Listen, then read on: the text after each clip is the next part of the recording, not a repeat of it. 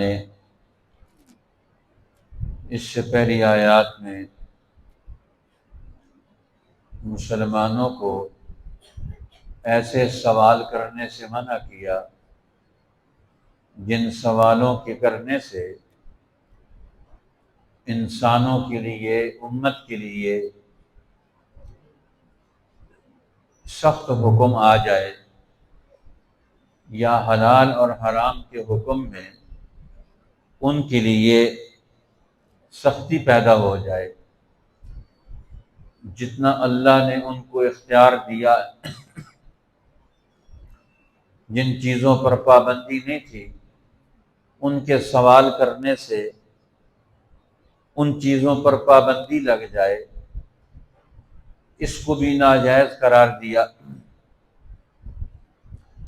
اسی طریقے سے دور جاہلیت کی وہ رسمیں جن کی وجہ سے حلال اور حرام کے مسائل پیدا ہوتے ہیں، کفر اور شرک کے دور، جاہلیت کے دور میں قوم کے وڈیروں نے، سرداروں نے اپنے مفادات کے لیے یا اپنی ذہنی تنگی کی بنیاد پر شرک کے آثار اور جہالت کے آثار جب قوموں پر طاری ہوتے ہیں تو پھر وہ اپنی زندگی میں مسلسل غلط فیصلے کرتے ہیں، مسلسل غلط اقدام کرتے ہیں، مسلسل ایسے کام کرتے ہیں جس میں وہ تنگی میں اور مصیبت میں مبتلا ہو جائیں۔ اسی طرح نبی پاک صلی اللہ علیہ وسلم کی بعثت کے وقت عرب قوم کے اندر، مکہ مکرمہ اور اس کے قرب و جوار میں بسنے والے لوگ، ان کے جو سربراہ، لیڈر، خاندان کے بڑے لوگ تھے، انہوں نے اپنی زندگی کو اپنے شرک کی بنیاد پر مصیبت میں مبتلا کیا ہوا تھا۔ جس طرح انہوں نے اپنی مرضی کے مطابق کچھ اونٹ کی نسلیں تھیں ان کو حرام قرار دے دیا، ان جانوروں کا گوشت نہیں کھانا جن کے اندر یہ خصوصیات پائی جائیں، یہ شرائط پائی جائیں، لہذا ان کا گوشت کھانا، ان کو ذبح کرنا، ان کا دودھ پینا، ان پر سواریاں کرنا، یہ انہوں نے حرام کر کے رکھا ہوا تھا۔ قرآن حکیم نے اس کی طرف توجہ دلائی کہ یہ جو مکہ کے مشرک ہیں اور عرب سردار ہیں، لیڈر ہیں، قوموں کے رہنما، یہ ایسے غلط فیصلے کرتے ہیں جن غلط فیصلوں کی وجہ سے، غلط رسم و رواج کی وجہ سے زندگی میں تنگی پیدا ہوتی ہے، خرابیاں پیدا ہوتی ہیں، اللہ کی حلال کی ہوئی چیز اس کو یہ ضائع کرتے ہیں اور اس کو یہ نقصان پہنچاتے ہیں۔ تو یہ ایک تو دینی اور ذہنی اور عقیدے کا نقصان، دوسرا مالی اور معاشی اعتبار سے بھی یہ بڑا نقصان ہے۔ اونٹ جیسا جانور، اس کو انہوں نے اپنے لیے حرام قرار دے دیا، استعمال کرنا معاشرے کے لیے حرام قرار دے دیا، اس کو ناجائز قرار دے دیا۔ تو اللہ تعالیٰ نے قرآن حکیم کے اس آخری دور میں اس معاشرے میں پھیلی ہوئی اس رسم و رواج کی نوعیت کو واضح اور دو ٹوک کر دیا۔ ما جعل اللہ من بحیرۃ، فرمایا اللہ نے یہ جو جانور ہے، بحیرہ، سائبہ، وسیلہ اور حام، یہ اونٹ کی قسمیں ہیں، نسلیں ہیں جن کو انہوں نے اپنے اوپر حرام قرار دیا ہوا تھا، جس کو حضرت سعید ابن المسیب رحمۃ اللہ تعالی علیہ نے اس کو بیان کیا، تفسیر کی کتاب میں امام بخاری نے اسے نقل کیا ہے۔ وہ فرماتے ہیں بحیرہ اس جانور کا نام ہے جس کا دودھ بتوں کے نام وقف کر دیتے تھے۔ اب یہ دودھ اس کا صرف بتوں کے نام پر ہوگا۔ اب جب دودھ بتوں کے نام پر ہے، اس جانور کو ذبح کرنا انہوں نے حرام کر دیا۔ اب بتوں کے نام کی وجہ سے یہ ایک نیا معاشی مسئلہ بھی پیدا ہو گیا، بحران بھی پیدا ہو گیا، اس کو بحیرہ کہتے ہیں۔ اسی طرح فرمایا دوسرا سائبہ، وہ جانور جو بتوں کے نام پر لگا دیے جاتے تھے اور اسے چرنے کے لیے باہر چھوڑ دیا جاتا تھا، جس طرح ہمارے زمانے میں بھی لوگ بتوں کے نام پر کچھ جانور چھوڑ دیتے ہیں، قبروں کے نام پر، مزارات کے نام پر، اور پھر وہ جانور چرتے پھرتے رہتے ہیں، ان کو کوئی استعمال نہیں کر سکتا، ذبح نہیں کر سکتا، ان کا دودھ نہیں پی سکتا، ان پر سواری نہیں کر سکتا، اب وہ حرام ہو گئے۔ اسی طرح تیسرا وہ جانور حرام تھا جسے وسیلہ کہا جاتا ہے، وہ اونٹنی ہے جو مسلسل اس نے کئی مادہ بچے جنے ہوں، اونٹنیاں ہی جنی ہوں، اب اس کو وسیلہ کہتے ہیں۔ یہ کہتے ہیں اب یہ بھی کیا بڑی متبرک ہو گئی ہے، اس نے 4-5 اونٹنیاں مسلسل جنی ہیں، درمیان میں کوئی اونٹ نہیں، لہذا اس کو بھی ذبح نہیں کر سکتے، اس کو بھی نہیں استعمال کر سکتے۔ اسی طرح ولا حامل، اس کو بھی فرمایا اللہ تعالیٰ نے وہ نر اونٹ جو ایک خاص عدد سے جفتی کر چکا ہو، جس نے کئی 100 یا 50 اونٹنیوں کو اس نے گبن کر دیا ہو، تو اب اس کو بھی ذبح نہیں کر سکتے۔ اب یہ اپنی مرضی کے مطابق، اپنے خیال کے مطابق انہوں نے حلال اور حرام کو مقرر کر لیا، اور پھر اپنے خیال کو معاشرے پر مسلط کر دیا، پھر اس کو دین بنا دیا، پھر اس کو رسم رواج کا حصہ بنا دیا، اب کوئی اسے استعمال نہیں کر سکتا۔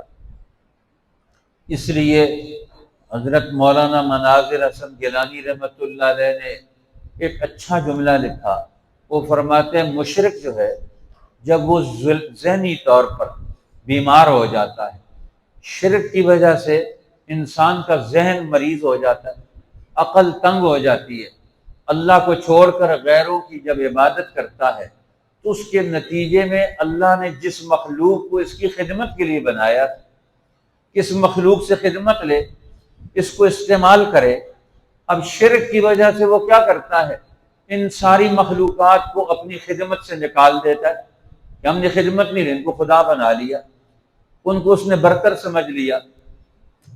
اب اس کا نتیجہ کیا نکلتا ہے، ایک تو ان کی ذہنی تنگی پیدا ہوتی، دوسرا معاشی تنگی پیدا ہوتی ہے، مال کا، چیزوں کا غلط استعمال کرتے ہیں۔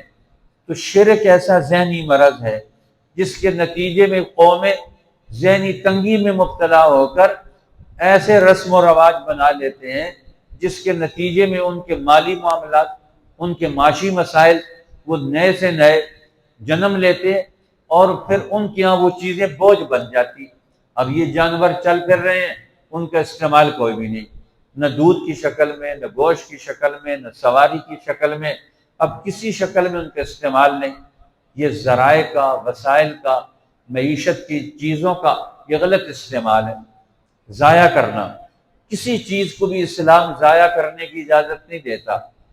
اس لیے تو نبی اکرم صلی اللہ علیہ وسلم نے فرمایا کہ اگر تم پانی استعمال کرتے ہو، پانی زندگی کی ایک ضرورت، اور یہ زندگی کی ضرورت انسان کو یہ انتہائی درجے میں اب نہ ہو تو پھر بھی پریشانی، زیادہ ہو جائے تو پھر بھی بڑے مسائل ہیں، انسان اس سے کیسے نمٹے۔ اور رسول اللہ صلی اللہ علیہ وسلم نے وضو کرتے وقت بھی دین کے اصول کتنے خوبصورت عطا کیے، اس کے مقابلے میں جاہلیت کا دین کتنا بے ڈھنگا دین ہے، بے ڈھنگی رسم و رواج ہیں کہ جس کی وجہ سے جانور بھی تکلیف میں ہیں، بندے بھی تکلیف میں، انسان بھی مصیبت میں۔ اب رسول اللہ نے فرمایا ایک دفعہ اعضائے وضو کو دھونا فرض ہے، 2 دفعہ یا 3 دفعہ دھونا سنت ہے، اور 3 دفعہ سے زیادہ دھونا یہ اسراف ہے۔ ایک صحابی نے پوچھا یا رسول اللہ، اگر میں دریا کے کنارے بیٹھا ہوں، نہر کے کنارے بیٹھا ہوں، اور وہاں میں وضو کر رہا ہوں، تو وہاں میں اگر زیادہ دھو لوں تو پھر بھی اسراف ہوگا؟ آپ نے فرمایا ہاں پھر بھی اسراف ہوگا، تو نے اپنی ضرورت سے زیادہ پانی استعمال کر لیا۔ اس لیے یہ وسائل رزق، وسائل معیشت، ان کا غلط استعمال کرنا یہ انسانوں کو تباہ کرتا ہے، اور چیزوں کو اور وسائل کو ضائع کرنا یہ اللہ کی نعمتوں کی ناقدری اور ناشکری بھی ہے، اور بے عقلی بھی ہے کہ چیز موجود ہے اور ہم اس کو استعمال نہیں کر سکتے۔ ایسی بے عقلی کو پھر قانون بنانا، رسم و رواج بنانا، معاشرے کا، زندگی کا حصہ بنانا، یہ کیسے بے وقوف لوگ ہیں۔ اس لیے جب اسلام سے پہلے کے دور پر، دور جاہلیت پر غور کرتے ہیں تو پتہ چلتا ہے کہ یہ کتنے احمقانہ کام ہے، لیکن اسلام نے، قرآن نے آ کر ان کے ذہن کو ترقی دے دی، عقل کو ترقی دے دی۔ ان کے ہاں جب ذہنی بلندی پیدا ہوئی عقیدہ توحید کی بنیاد پر، قرآن کے علم کی بنیاد پر، اب انہیں پتہ چلنا شروع ہوا کہ ہمارے معاشرے میں جتنے ہم اعمال کر رہے ہیں، کام کر رہے ہیں، رسم و رواج موجود ہیں، قوانین موجود ہیں، یہ تو سارے غلط، یہ تو ہمارے لیے نقصان دہ ہیں۔ اب ہندوستان میں جب اسلام آیا، مسلمانوں نے یہاں آ کر زندگی بسر کرنی شروع کی، اب یہاں کی غیر مسلم قوموں نے جب مسلمانوں کو دیکھا، ان کے اعمال، اخلاق، عادات، طور طریقے، اطوار دیکھے، تو انہوں نے کہا دیکھو یہ اسلام دین فطرت ہے، یہ تو کتنا خوبصورت دین ہے، چیزوں کو ضائع ہونے سے بچاتا ہے۔ ان کو اپنا دین غلط سمجھنا شروع کر دیا انہوں نے، ہمارا دین تو غلط، یہ تو من گھڑت ہے، مصنوعی دین ہے۔ آج مسلمان جب قرآن کو نہیں سمجھتا، دین کو نہیں سمجھتا، قرآن کی تعلیمات سے اپنا علم حاصل نہیں کرتا، تو آج اپنی زندگی میں موجود غلط رسوم و رواج، غلط قوانین جو ہمارے معاشروں کو تباہ کر رہے ہیں، ان کے بارے میں ہمیں کچھ پتہ نہیں چلتا۔ دیکھو قرآن نے آ کر ان کو بتایا یہ تمہارے قانون غلط، یہ تمہاری رسمیں غلط ہیں، یہ تم نے حلال حرام کے ناجائز غلط اصول رکھے ہوئے ہیں۔ اب ہم شادی بیاہ میں، موت مرگ میں کتنے قسم کے غلط رسم و رواج ہیں جس میں قوم پھنسی ہوئی ہے، ٹائم ضائع ہوتا ہے، پیسہ ضائع ہوتا ہے، وقت ضائع ہوتا ہے، انسان تنگیوں میں، مصیبتوں میں مبتلا ہوتے ہیں۔ اپنی زندگی کو انہوں نے اجیرن بنا کے رکھا ہوا ہے، لیکن شعور نہیں، سمجھ نہیں ہے۔ اس غلط زندگی سے کیسے نکلیں گے، غلط رسم و رواج سے کیسے نکلیں گے؟ اس نئی زندگی کا، ایمانی زندگی، عدل کی زندگی، آسان زندگی، سہولت کی زندگی، ہم اس کو کیوں نہ اختیار کریں؟ نبی اکرم صلی اللہ علیہ وسلم نے حج کے موقع پر دیکھا کہ ایک بوڑھا آدمی وہ گرمی میں بیٹھا ہوا ہے، دھوپ کے اندر ہے، اب وہ چل بھی نہیں سکتا اور چل رہا ہے، تو پوچھا اس کا کیا ماجرا ہے، کیا مسئلہ ہے؟ آپ نے فرمایا، بتایا گیا کہ اس نے نظر مانی ہے کہ میں سائے میں نہیں جاؤں گا اور میں پیدل حج کروں گا۔ پیدل حج کا ثواب تو اپنی جگہ پر ہے، لیکن سائے میں نہیں جاؤں گا۔ اب تمہاری طاقت نہیں ہے، چل نہیں سکتے ہو، تو پھر تم نے اپنے لیے کیوں نظر مان لی ہے؟ اب یہ اللہ کے قرب کے طور پر نظر مان رکھی تھی کہ مجھے اللہ کا قرب حاصل ہو جائے، اور یہ بھی انہوں نے کیوں کیا ہوا تھا؟ ان جانوروں کو حرام، بحیرہ، صائبہ، وسیلہ اور حام، وہ جانور جس کا دودھ وہ وقف کر دیتے تھے بتوں کے نام پر، صائبہ جن جانوروں کو بتوں کے نام پر وقف کر دیتے تھے، وسیلہ جس اونٹنی نے مسلسل بچے مادہ جنے ہو، حام جس نے مسلسل کئی اونٹنیوں کو گابن کیا ہو۔ اب ان کو ذبح نہ کرنا یہ عبادت سمجھتے تھے کہ ہم اللہ کے قریب ہو جائیں گے اگر اس پر عمل کریں گے۔ بھئی اللہ تعالیٰ تو تمہارا محتاج نہیں ہے، اتنی مشقت میں مبتلا ہو کر، اپنے وسائل ضائع کر کے تم عبادت کا، دین کا، سماجی زندگی کا، رسم و رواج کا وہ طریقہ کار اختیار کرو جس میں تمہارے لیے مصیبت پیدا ہو۔ اس لیے قرآن حکیم نے یہ شعور بلند کر دیا انسانوں کا۔ اور آج مسلمانوں کا کیا حال ہے؟ وہ قرآن حکیم کا مطالعہ کر کے آج اپنی زندگی کی خرابیوں کا نوٹس نہیں لیتے کہ ہماری زندگی میں کیا، قرآن پڑھیں گے تو پتہ چلے گا، سیرت رسول اللہ کا مطالعہ کریں گے تو پتہ چلے گا کہ ہماری زندگی میں غلط کیا ہے، صحیح کیا ہے، جائز کیا ہے، ناجائز کیا ہے، ضروری کام کون سے ہیں اور غیر ضروری کام کون سے ہیں جو ہم مسلسل کرتے چلے جا رہے ہیں۔ تو قرآن حکیم یہ شعور پیدا کرتا ہے۔ فرمایا وَلَكِنَّ الَّذِينَ كَفَرُوا يَفْتَرُونَ عَلَى اللَّهِ الْكَذِبَ، لیکن کافر اللہ پر جھوٹ بنتے ہیں کہ یہ اللہ نے حرام کیا، یہ اللہ کی مرضی ہے، یہ اللہ کا قرب دلاتے ہیں۔ فرمایا وَأَكْثَرُهُمْ لَا يَعْقِلُونَ، اور ان کی اکثر باتیں انسانی عقل کے خلاف، ذہنی طور پر یہ مریض ہو گئے، شرک میں مبتلا ہو کر غلط فیصلے کرتے ہیں، غلط رسم و رواج بناتے ہیں، پھر لوگوں کو مجبور کرتے ہیں ان پر عمل کرو۔ اب ایک بڑا طبقہ اپنے مفاد کے لیے ایک رسم بنا لیتا ہے، ایک قانون بنا لیتا ہے، اور دوسروں کو مجبور کرتا ہے اس قانون پر عمل کرو۔ اب جس طرح مکہ کے سرداروں نے قانون بنا دیا تھا، لوگوں کو کہتے تھے کہ تم نے حلال کپڑے پہن کر ان میں تم نے طواف کرنا ہے، اور ان کو کہتے تھے تمہارا تو مال سارا حرام ہے، اس لیے تم آتے ہو کعبۃ اللہ کا طواف کرنے کے لیے، ہم سے لباس لے کر کپڑے لے کر طواف کیا کرو۔ اب جس کو وہ چاہتے کپڑے دے دیتے، جس کو نہ چاہتے مکہ کے سردار کپڑے نہیں دیتے تھے۔ اب وہ مرد عورتیں پھر ان کو ننگے طواف کرنا پڑتا، کیونکہ تمہارے کپڑوں میں تو طواف ہوتا نہیں، تمہیں اللہ کا قرب نہیں حاصل ہوگا۔ اب وہ بیچارے ننگے طواف کرتے مجبوراً، کیونکہ رسم بن گئی، قانون بن گیا، رواج بن گیا، لوگوں پر مسلط ہو گیا۔ اب وہ سردار بیٹھ کر ان کو ٹھٹھا مذاق اڑاتے ہیں، ہم نے اپنے رسم و رواج میں ان کو مجبور بنا کے رکھ دیے۔ اسی طرح آج ایک خاص طبقہ اپنی مرضی قوم پر مسلط کر کے انہیں مجبور بناتا ہے، اور پھر اس رواج کو دنیا میں قائم رکھتا ہے۔ جو اس رواج کے خلاف کرے تو اس کو کہتے ہیں یہ تو دین کو چھوڑ گیا، یہ تو غلط ہو گیا۔ اب وہ احمق تو وہ خود غلط کام کر رہے ہیں۔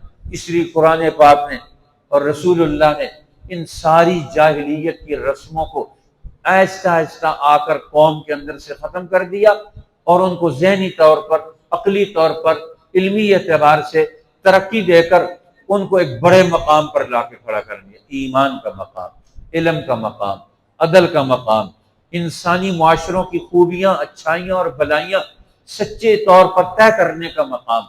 اب ہمارے حکمران قانون بناتے ہیں پاکستان میں، وہ کون سی قوم کی سہولت کے لیے بناتے ہیں؟ ہر نیا قانون قوم کے لیے مصیبت۔ وہ اپنے مفاد میں قانون بناتے ہیں، اپنے مفاد میں رسم و رواج۔ جس طرح رسم و رواج ہے، قانون بھی اسی طرح، یہ رسم ہے، یہ ایک رواج ہے جس کو قانون کا درجہ انہوں نے دے دیا۔ اب وہ اپنے مفاد کو قوم کے اوپر مسلط کر دیتے ہیں قانون بنا کر۔ اب جو اس قانون کی مخالفت کرے اس کو جیل میں ڈالتے ہیں، دیکھو جی قانون کا مخالف، وہ تو قانون تو تم نے بنایا، تم جاہل لوگ، بے وقوف، احمق ہو، قوم کو مصیبت میں مبتلا کرتے ہو۔ اس لیے تو اسلام نے آ کر جاہلیت کے دور کے سارے قانون توڑ ڈالے رسول اللہ نے۔ اور رسول اللہ نے کیا کیا؟ جاہلیت کے دور میں جتنے غلط کام تھے، غلط رسم و رواج تھے، غلط عقائد تھے، غلط معاملات، لین دین، کاروبار کے غلط اصول تھے، وہ سارے ختم کر دیے۔ یہ سارے حرام اور ناجائز ہیں، اور تم مصیبت میں مبتلا ہو، لڑائی جھگڑے پیدا کرتے ہو، مصیبتیں پیدا کرتے ہو۔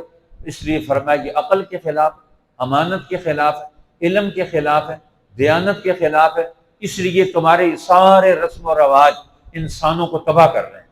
تو رسول اللہ صلی اللہ علیہ وسلم نے اپنی بعثت کا مقصد، قرآن نے یہی رسول اللہ کی بعثت کا مقصد ہی متعین کر دیا۔ اس لیے یہ جو قرآن نے بیان کیا ہے کہ 4 قسم کے اونٹوں کو انہوں نے حرام قرار دیا ہوا تھا، رسول اللہ نے آ کر اس سارے حرمت کو ختم کر دیا۔ اب سارے اونٹ استعمال کر سکتے ہو، دودھ استعمال کر سکتے ہو، ان کو ذبح کر سکتے ہو جب ان کی ضرورت اور تمہاری ضرورت، انسان کی ضرورت سب سے اوپر ہے۔ انسان کا مسئلہ حل کرنا سب سے پہلا درجہ ہے۔ اس لیے قرآن نے آ کر اس پورے پچھلے عمل کو ناجائز قرار دے دیا۔ یہ ان کا افتراء ہے، یہ جھوٹ ہے، یہ ان کے غلط رسم و رواج ہے۔ اب قرآن ان کا انکار کرتا ہے، اللہ انکار کرتا ہے، اللہ کے رسول انکار کرتے ہیں۔ اب لوگوں کے دلوں میں دین کی عظمت آ گئی، قانون قرآن کا آ گیا، اس لیے ساری غلط رسم و رواج ان کو مٹا دیا گیا۔ یہ جو قوموں کو، انسانوں کو علم میں، عمل میں، اخلاق میں، عقیدے میں، ذہنی طور پر تنگی میں مبتلا کرتے تھے، ان کو ختم کر کے آسانیاں پیدا کر دیں۔ اللہ تعالیٰ آج ہمارے معاشرے میں جو غلط رسم و رواج، غلط قوانین ہیں، ظالمانہ اور جبر کے قوانین ہیں، جس سے انسانوں کو مجبور، پریشان، مصیبت میں مبتلا کیا جاتا ہے، ان سارے برے رسم و رواج کو توڑنے کی توفیق عطا فرمائے، اور قرآن کے علم پر، ایمان کے تقاضوں پر نیا انسانی معاشرہ، عدل کا، انصاف کا، سہولت کا، دنیا اور آخرت میں کامیابی کا، انسانوں کے مسائل حل کرنے کا، معیشت کے سارے وسائل کا درست استعمال کرنا، اللہ تعالیٰ یہ عقل، یہ حکمت، یہ جرت اور یہ ہمت نصیب فرمائے، تاکہ معاشرہ نئے دور میں داخل ہو کر اسلام کی ترقی یافتہ شکل میں آ کر انسانوں کے لیے رہنما بنے۔ آج مسلمان انسانوں کے لیے رہنما نہیں رہے، اس دور کے مسلمان ساری انسانیت کے لیے رہنما تھے۔ آج مسلمان رہنما نہیں ہے، کیونکہ خود غلطیوں کا شکار ہے۔ خود گمراہی میں مبتلا ہے، خود غلط رسم و رواج میں پھنسے ہوئے، دوسروں کو کیسے نکالیں گے؟ اللہ تعالی ہمیں ان برے رسم و رواج سے نکلنے کی توفیق عطا فرمائے، اس برے معاشرت کو، بری معیشت کو، بری سیاست کو، غلط عقائد اور نظریات اور افکار کو، ان سے نکلنے کی، جان چھڑانے کی توفیق عطا فرمائے۔ ما جعل اللہ من بحیرۃ ولا صائبۃ، نہیں مقرر کیا اللہ نے بحیرہ کو جس کا دودھ بتوں کے نام پہ وقف کیا جاتا ہے، ولا صائبۃ، اور نہ صائبہ وہ اونٹ جو بتوں کے نام پر وقف کیے جاتے ہیں، ولا وسیلۃ، اور نہ وسیلہ وہ اونٹنی جس نے مسلسل مادہ بچے جنے ہوں، ولا حامل، اور نہ حامی اونٹ جس نے مسلسل کئی اونٹنیوں کو گابن کیا ہو، ان کو اللہ نے بالکل حرام نہیں قرار دیا۔ ولکن الذین کفروا، لیکن جن کافروں نے ان کو حرام قرار دیا، یفترون علی اللہ الکذب، ان کے پاس کوئی دلیل نہیں، یہ جھوٹ باندھتے ہیں اللہ پر، اللہ کا کوئی ایسا حکم موجود نہیں۔ واکثرهم لا یعقلون، اور اکثر ان میں سے بے وقوف ہیں، عقل نہیں رکھتے، سمجھ نہیں رکھتے۔ صدق اللہ علیہ۔ اللهم لك الحمد، اللهم انا على ذكرك وشكرك وحسن عبادتك، اللهم يسر لنا امورنا والراحة لقلوبنا وابداننا والعافية في ديننا ودنيانا، اللهم انا نجعلك في نحورهم ونعوذ بك من شرورهم۔ اے اللہ ہمارے حال پر رحم فرما، ہمارے گناہوں کو معاف فرما، قرآن پاک کا فیض اور اس کی برکتیں نصیب فرما۔